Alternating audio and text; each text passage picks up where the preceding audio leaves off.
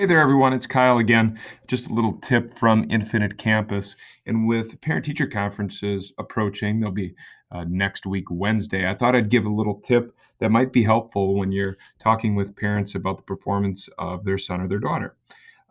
So today, I want to take a look at that particular option. And so, looking in my grade book, I'm going to go find a student. We're going to take Carly today.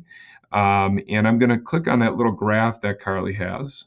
Close her information here, known as the spark line graph, which the spark line graph is just giving her a trend of her overall score performance throughout that particular grading term.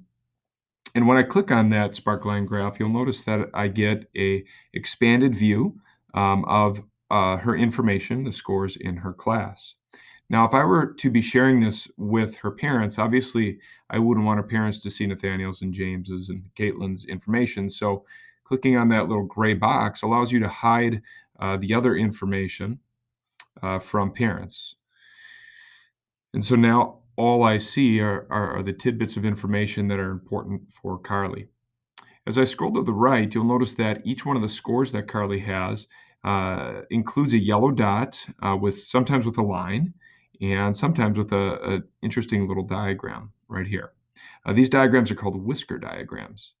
I'll explain what those are here in short, but you'll notice that some of these scores don't have whisker diagrams like this one per se. What that would tell you is that everybody in the class had scored a 40 out of 40 for this particular assignment, and so there's no whisker diagram for that particular assignment. But over here, you'll notice that there is a whisker diagram. You'll notice that there's a box, and then Carly's dot is located on the bottom of the box. So what that tells us is that she's kind of scoring in the lower quartile, the first quartile, the lowest 25% of the class on this particular assignment. The reason why there is a drop all the way to the bottom is because there are some folks that didn't turn the assignment in or had gotten a 0 for it. And so the whisker diagram kind of takes out those outliers and it places her score there at the bottom of the quartile. If she had gotten a 5, that dot would be way up here on the top. If she had gotten a 4, that dot would have been right in the middle. And so what this does is it allows parents to see how she's performing against or relative to other peers in her class. And so you can use these diagrams to show that progress and performance throughout the quarter. If you're wondering more information about the statistics that are in this particular view, you'll notice there's a question mark next to my pointer. So if you click on one of those whisker diagrams, it does give you an example and an idea as to what those diagrams are, including explanations of quartiles and so on and so forth.